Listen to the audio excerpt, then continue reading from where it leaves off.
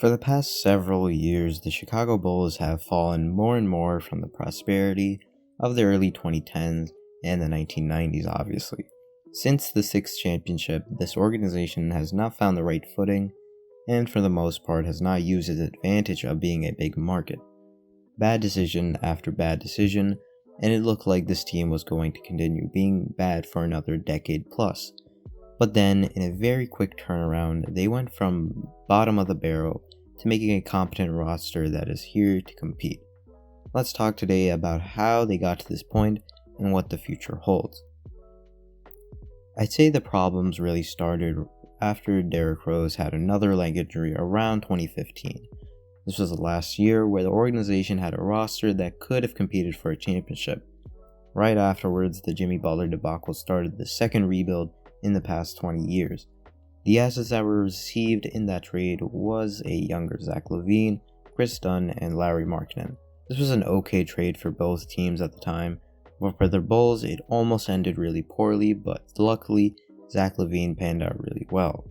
This was also the time that the GarPax management took into full effect, which would start a long string of bad moves.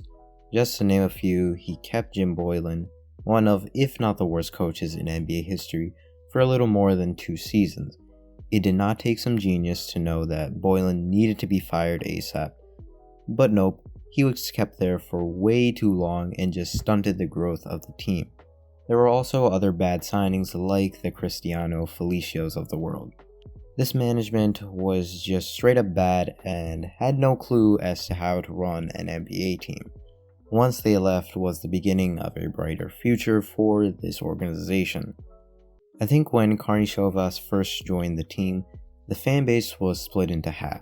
Some people thought that he was going to be the savior of the franchise, and others just thought that he would be another GarPax. But it did look bright, and so far it has gone way better than most of the 21st century. This leads me to the offseason that could drastically change the trajectory of the organization. Prior to the 2021 offseason, they had a situation where if they did not succeed, it was going to be another rebuild. They have a future superstar in the making in LaVine and could not make this up. In the end, they succeeded far beyond anyone's expectations, and this upcoming season is going to be very exciting to see where this team goes.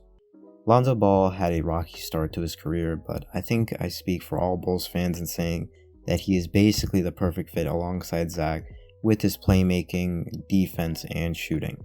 But then just a few days later, it gets even better with the DeMar DeRozan signing. With another slasher and scorer that lifts more weight off of LaVine, this team can now really put on a show on a nightly basis.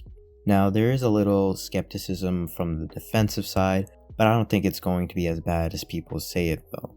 Lonzo, Patrick Williams, and Caruso are going to bring great defensive games, and it's not like LaVine, DeMar, and Vucevic are negative defenders. Most likely, they're going to be around 15th to 18th in defense, which is fine. The real important part is where their offense is going to be, and for that, they could be, dare I say, top 5. The fluidity of the offense this upcoming season is going to be the best it has been since Jordan's era. Lonzo has shooters everywhere, and there is a high level of scoring from all 3 levels. The offensive side for this team is going to be very fun to watch with all the dunks and crazy passes that will happen. My expectations are high and is going to be the highest in a very, and I mean very long time. Do I think they're going to compete with the likes of the Nets and Lakers? Probably not. But what I can say is this team is definitely going to be fun to watch and could surprise a lot of people. I just hope they live up to these expectations. But that's it for today. Thanks for listening. Sub, follow, do whatever, and I'll see you guys next time. Toodles!